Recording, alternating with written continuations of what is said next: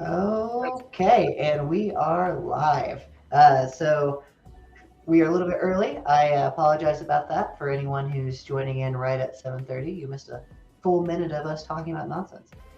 We also learned that our cameras are inverted, and that's kind of fun. Gotta fix them. That's weird. Uh, well, with that being said, just want to welcome everyone and thank you so much for watching. I've been looking for this one for a while because my man here, Andrew, is one of the smartest people I've ever met whenever it comes to biomechanics and helping strength and speed athletes become better strength and speed athletes. And he's also one of the owners of West Indy Barbell and just overall an amazing guy. So, without further ado, Andrew, don't mind telling us a little bit about your backstory? Um, well, you kind of did it for me as far as expectations, so I appreciate that. I try my best to help the athletes as much as I can. And I hope I can bring some wisdom to you guys. Um, Education background. I went to Ben Davis High School here, 10 minutes from West Indy Barbell, so I've always been a West Sider.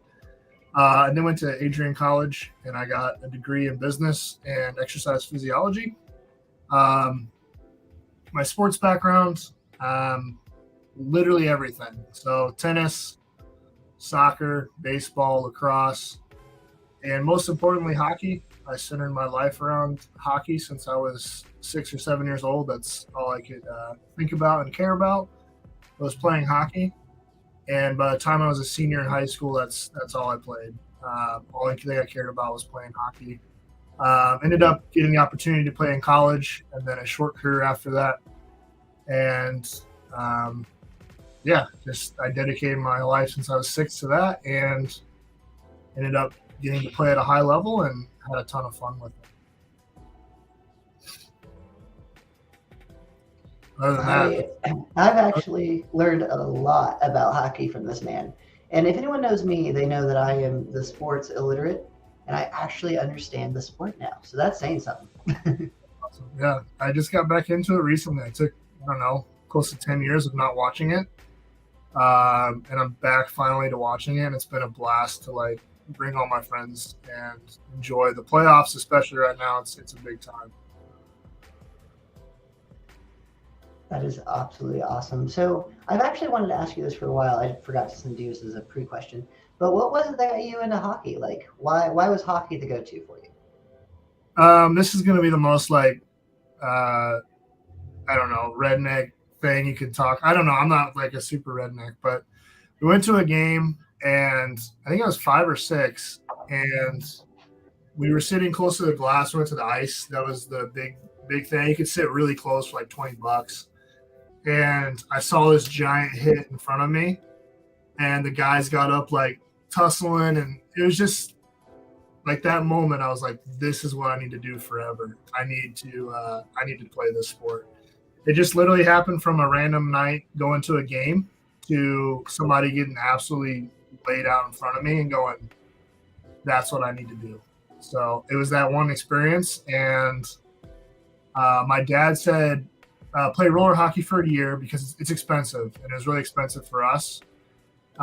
Just an expensive sport." And he was like, "Play roller hockey for a year, commit to it, and I'll go all in." And every day, I played outside trying to get better, and he committed it. He committed his time and money to it, and it all took off from there.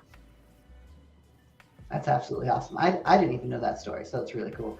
And if you want to know the dad behind the scenes that's referring to, you can actually see him at West Indy too. He's the other Yeah, owner. my So dad's the other owner, along with Josh. Yep. you can go in there and be like, "Thanks for letting Andrew play hockey. You've helped so many athletes and didn't even know it." He did. He was the starter of it. So, if you don't mind, give me a little bit of background of what got you into training athletes. What got you into like the coaching side of things? You went from an athlete to a coach. Well, couple simple reasons. One, ice time is extremely expensive. So, for a way for me to cheat the system was to go to the youth program and say, "Hey, I'll help out. I'll help coach, or I'll help move pucks, or whatever you need. I'll do it." And basically, that was a cheat code for me to be on the ice as much as possible while continuing to work on my game. Um, and yet have fun with the youth. Like I really truly enjoyed training the youth, so it was fun to help out. But it was kind of a way for me to stay on the ice as much as possible. So I started, I would say my 7th or 8th grade year, I started volunteering for the youth program at the Pepsi Coliseum. And then that kind of turned into becoming a coach and helping out with them. And then I think in 2006, I got linked up with a sports training facility, and I was there all the time. I was doing classes. I was there almost every day or as many days as I could. And kind of the same thing. It was expensive. It was expensive to train there. So I actually lied about my age, and they picked me up as a hockey coach there in 2000 and, oh man, 7 or 8. They picked me up as a coach there to do shooting and stick handling lessons and work with the goalies. I had told them I was 18 or 19. I can't remember what I told them. That they basically picked me up as a coach there, and I was able to work there and kind of pay for some of my bills as well. So same kind of thing as a way to help others, but at the same time, like get some money so I could continue to train. Awesome. Is training the youth side of things?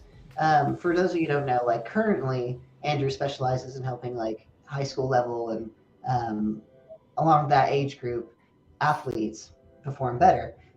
Was that kind of the reason you went that route, or was there other influences that make you want to help particularly youth athletes? I mean, one, like it's great to help the youth. That's where it all starts. You can learn a lot of how you are as a coach by training the really, really untalented. It's very challenging.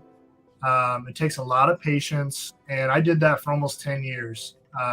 And that's probably why I am today. Like today, I don't work with little kids anymore because I did it for so long that I just don't have probably the patience and the energy that it takes. I don't train youth hockey. I don't coach youth hockey like I should. Yeah, I'm just addicted to, you don't have to be good or anything. I prefer athletes that are ready to go right into the system, right into the program. And that's been great for me as well. It's been a lot of headache relief because there's all these facilities out there that train youth, and I would rather that be their expertise. So I gotcha. That makes perfect sense to me. Yeah. I also want a chance for a little brag here.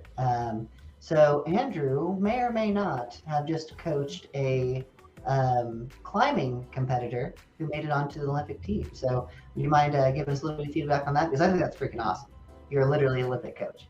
Yeah, not my first Olympian, but definitely a different one. So I actually trained an athlete. She has been climbing for like 10 years now, and she hasn't PR'd in like 6 years.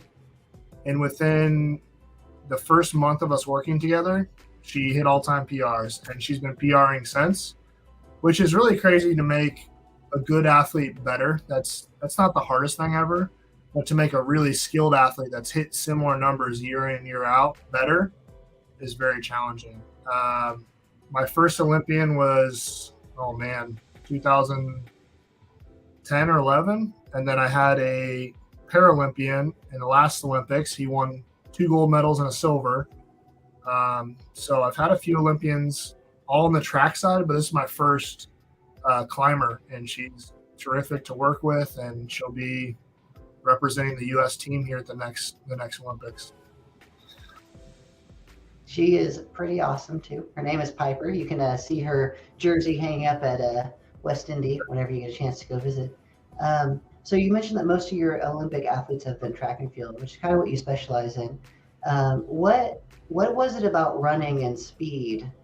Like what made you focus more on that? Is it because it's a good carryover to all sports, or why was speed your go-to thing? Necessity. Necessity. I went to a school for college I thought was all in on me just playing on the ice. And man, they had these off ice tests, and it was all sprints. And I was like, I've played every sport, but I'm not a good runner. And I ended up having to learn how to do it really quickly. And I met up with some local guru on track running, and I'm like, this guy is crazy. but he might have something here. And within X amount of time, all this stuff that he was saying made a ton of sense. My degree backed it up. All these studies backed it up. And it was just pure biomechanics. And out of necessity, I learned how to move that way so I could literally just pass this off ice test. And I started training people on it, his system, and I started adding my own flavor into it. And it just skyrocketed. Right after college, I opened my own facility, and it's been a lot of success since. That's absolutely awesome. So you found like a Jedi in a cave that taught you all the mind tricks. That's so cool. Yeah, I found this old guru. I'm like, man, this dude's nuts. But he said stuff that no one has ever said before. I'm like, either one, he's completely wrong, or two, he knows his stuff. And everything that I've done over the past 15 years, he was right. He's been right about all this stuff. And I've been blessed to be able to pass that on to others. And that's something that I really admire about you, is that no matter who it is or what you're doing, you're always willing to like give whatever knowledge you have to help someone and just to see them succeed, which I think is absolutely awesome. It really shows why I think that's the most important part of coaching, is giving to others. If you got into coaching specifically for money, you'll see that it's not that for sure. It's a great opportunity just to help others. And if I didn't have people helping me, yeah, I paid a lot for coaching, but I also had a lot of people guiding me along the way for free. And without them, I wouldn't be where I am today. So just like yourself, you've helped me out along the way for free, a lot of it. And we wouldn't be where we are today without that. So I'll continue to do that. I think that's absolutely awesome. And with that being said, from this point on, we're going to be moving into the education part of this. So Andrew is going to be sharing some of his knowledge of why runners should lift, and more specifically how they should lift, if I'm correct in saying that, right? Yeah. So if you have any questions, please go ahead and ask them now, but we won't answer them until the end of this. So this is going to be like the YouTube section. So, okay, everyone, today we have Andrew with us, and he's going to be sharing some tips on not only why runners should lift, but how they should lift. So Andrew, if you don't mind, take it away, buddy. All right. Thank you guys for watching this. And I'm going to go over something a little bit different. So a very simple overview. We all know why athletes should lift. It's one of the most important parts of athletics is lifting. If you don't believe that athletes should lift, there's a solid chance you're not listening to this anyways. So I'm going to go over a little bit different. A lifting athlete is a healthier one that can perform on the field for much longer. And I'm going to go over basically not just 3 reasons of why they should lift, but of different what I call phases of lifting. And my first phase is just base of strength. This is for any athlete, anybody that's getting into lifting. You need what's called a base of strength. And strength is one of the most important parts of playing sports. We first start with an athlete on base of strength, no matter where they're at, even if they're an Olympian. If they don't have a base of strength, that is something that we formulate first. And the biggest purpose of this phase is to assess the athlete's strengths and weaknesses and to build off of those. So what are they good at? What are they not good at? How do I fix them? And what do I leave alone, basically? This will set the athlete up for the rest of their lifting and playing career. Even if you're done playing, your base of strength will help you in the gym after you're done playing. And this phase, in my opinion, should only be done with the assistance of a professional in sports performance or lifting. This gives us proper technique, programming, and overall weight room etiquette to set you up as a lifetime athlete, whether that is physically on the field or after you're done playing. So step 1, base of strength. What are they good at? What are they not? And how do I progress them from there? Step 2, I call it joint stability. This one is different for most coaches. I don't see this a ton, and I think this is what makes our program quite a bit more elite in that category, is we have such a heavy focus on joint stability. It is one of the most common missed areas in sports performance and training that I've seen over the past 10 years. a lot of programs are straight muscular banks. So deep squatting, 3 sets of 5, 5 sets of 10, just old school traditional lifting, linear periodization across the board. You will get, that is a base of strength. That will get most people stronger. But where you're lacking, in my opinion, and that I've seen over the years, is what's called joint stability, doing things such as partial range of motions, doing heavy sets. And I'll talk about maximal effort work in the last part, but changing up the variations of training to make sure that the joint, not only the muscle, but the joint as well, is as stiff as possible. If you do not have this and you're just muscular strength, this can really limit you as an athlete for overall performance by creating a weakness in the system. And basically what that is a weak chain in the link is what we'll call it, or a weak link in the chain is what we'll call it. This is where almost all of your injuries happen on the field, and this is the most important part of the phase to not skip. Make sure you're focusing on joint strength along with muscular strength to create a full athlete.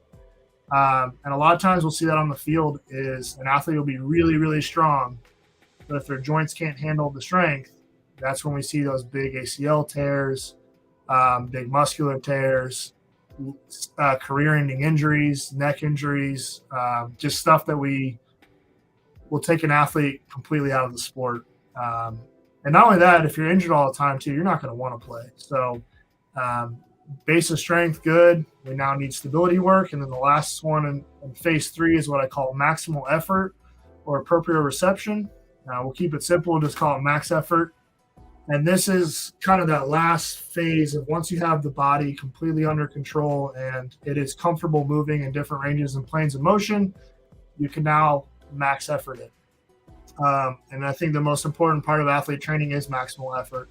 Maximal effort should only be applied after phases 1 and 2 have been assessed by a professional and kind of given the check off and the okay. Maximal effort is the highest of intensity and weight. So people think maximal effort, they think heavy. That's not always the case. It could be max effort speed. It could be max effort drills. It could be max effort conditioning. There's all sorts of different maximal efforts, but if you don't go into the max effort phase of training, then you are separating the good from the great, and the great love that because all the good will stay kind of where they're at. They'll stay good forever. It is the one phase, the last phase that great athletes have that really apply to the track or apply to any sport really. So when I talk about max effort, I don't just mean in lifting, but also in drills and different things you do. If you can't repeat it 100% in the weight room, then you're probably not going to do it on the field quickly, fast. That fast turnover, that quick twitch is what everyone calls, and that's where max effort or proprioception really has its biggest benefit. I hope that wasn't overcomplicated. I call it the 3 phases. It's what I use for every athlete. Get them strong, make sure they're healthy, destroy with effort, and you'll have a really good athlete. I don't care if you're not genetically designed to be the best. You can make some really solid athletes with these 3 systems, basically. That's absolutely awesome.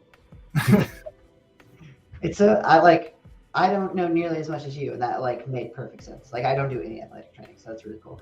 So if a youth athlete was interested in joining your program and getting some assistance, what would be the best way of reaching out to you? If it's a phone number, I'll just put it down in the description. But what would you preferred method of contact to get some help with those 3 phases?